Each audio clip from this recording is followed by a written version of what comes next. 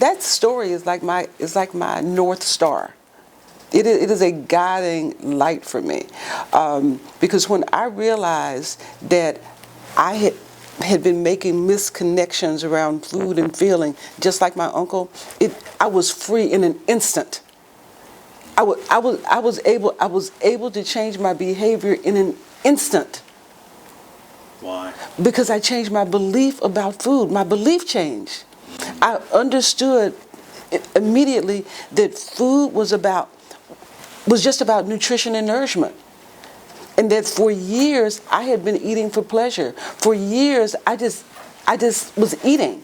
I wasn't asking myself questions that spoke to the real purpose of what food is for. Which is just to help our bodies grow, to help our brains function, right?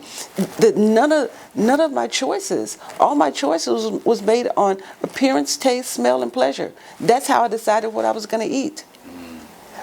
And the other thing is that we're conditioned.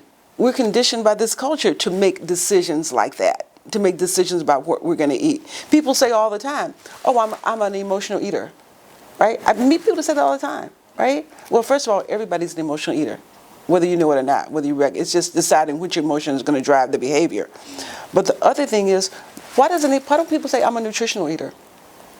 Because that is the only reason to eat, is for nutrition and nourishment. But people don't say that.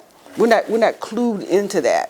So when I remember that story, and I carry that story with me all the time, that my uncle's experience, his memory with that watermelon was so traumatic that he stopped eating it.